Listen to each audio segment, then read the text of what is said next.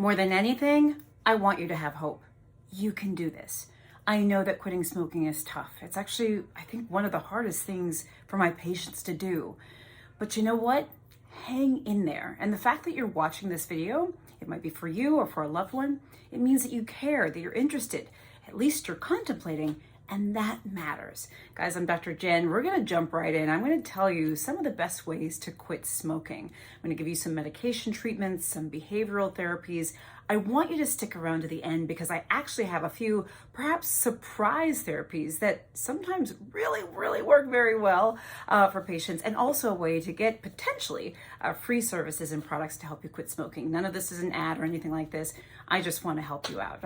All right, as you know, I'm a family physician. I've been in practice for a lot of years, and helping people, my patients, quit smoking is something that I talk about almost every single day. So let's jump into medication treatments that can be helpful, okay? In no particular order, there is nicotine replacement therapy. Nicotine replacement therapy, you're probably familiar with, right? That's the nicotine gum, that's the nicotine lozenge, that's the nicotine patch. Many of these are over the counter, but they can be prescription as well. These therapies can be very helpful for helping you quit the habit of smoking. Oftentimes too, they can be used together. So like a patch sometimes can be used with a shorter acting form like a lozenge or a nicotine gum. So you want to talk with your doctor about if this is right for you. Remember, I'm not your doctor. You want to talk to your doctor to make sure that this is all okay for you. But nicotine replacement can be an awesome way to help you quit the habit of smoking. Now, in addition to nicotine replacement, we have a couple of prescription medications. In fact, I prescribe all of these medications for my patients for the right people. The next one I want to talk about is something called Chantix. That is the brand name. I'll never forget when this medication actually came on the market. I was a resident, I believe. I think I was a resident or med student. And it was just really exciting because we got a new medication to help people quit smoking. I had friends and people I knew in med school colleagues that quit smoking with Chantix. It tends to work very well for people, especially in my experience, and the data shows as well. Chantix is something that, again, is prescription. There are a couple of side effects that many patients experience that you should just know about. Not everybody will. Nausea is something that I'll counsel my patients about because sometimes people experience nausea with this medication. Also, vivid dreams sometimes can happen with this medication, where people like those dreams where you feel like you're jumping off a cliff, or those sort of wild and crazy dreams where you wake up the next morning and you're like, "Wah!" Not everybody's going to have these, but it's important to understand they can happen. And your doctor sometimes can alter the dose, the timing, etc., to try to mitigate some of these side effects if you have them. So that is another medication to talk to your doctor about to see if it's potentially right for you, which is Chantix, okay? The next medication I want to talk about is called Wellbutrin. That again that's the brand name, okay? Wellbutrin is a medication that we use for smoking cessation, but we also use it for other things. It can be used for depression and other medical conditions as well. So Wellbutrin is something that can be like if I have a patient who's struggling with depression and they're trying to quit smoking, that could be a good option for them.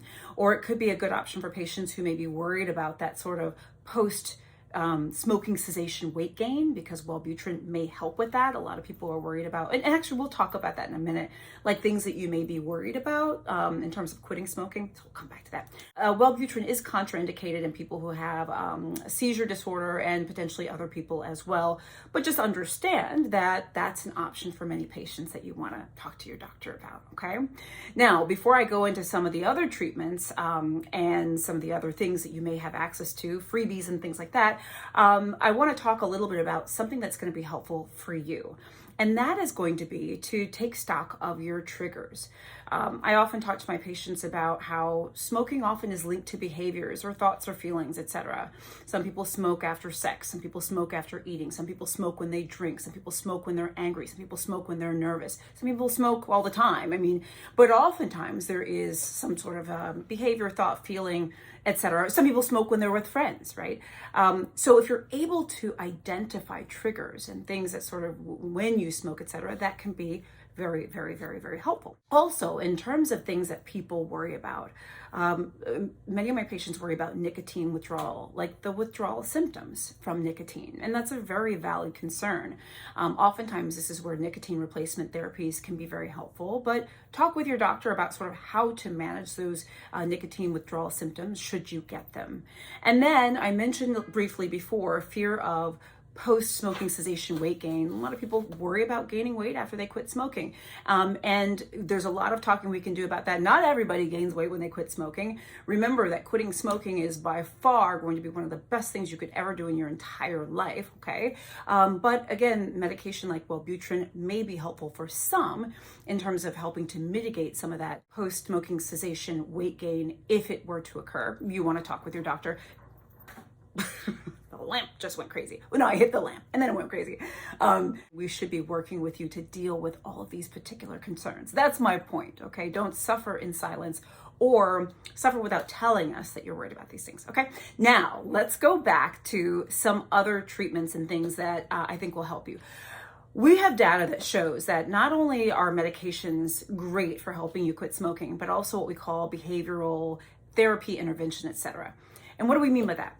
That means things like counseling, things like motivational counseling. That means whether it's cognitive behavioral therapy or other things.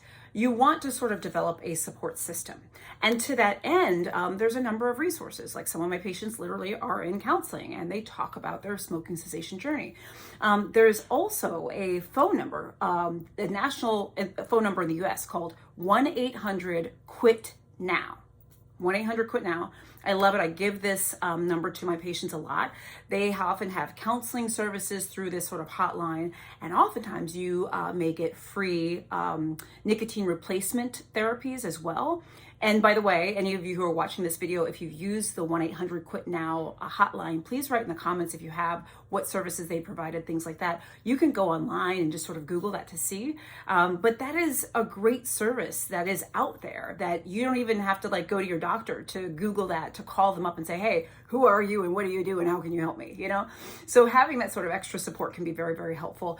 And when we say behavioral interventions, that also means in addition to medications, maybe talking to a therapist or the 1-800-QUIT-NOW, but also talking with your doctor and sort of really having a partnership that helps and it allows us to help you. The very last two therapies I want to mention to you that the evidence is, you know, blah, blah, blah, but I'll tell you, I've been in practice for over 17 years as a family doctor. If I had $1 for the amount of people who told me that hypnosis helped them quit smoking, oh my gosh, I'd be a rich woman. That's right. Honestly, I'm throwing it out there because hypnosis has helped so many of my patients quit smoking. It really is remarkable. If you've quit smoking with hypnosis before, write in the comments. I'm very curious. And along those lines, I also have had patients tell me that acupuncture helped them as well. So in addition to the medications I mentioned, in addition to the behavioral modifications, the behavioral therapies I talked about, the hotlines and stuff like that, there is potentially hypnosis and acupuncture. And then of course, there are people who just quit cold turkey, okay? There's a number of options here. There's no right or wrong. What's most important is that we, the medical community, that we help support you quitting smoking, and we help you get there.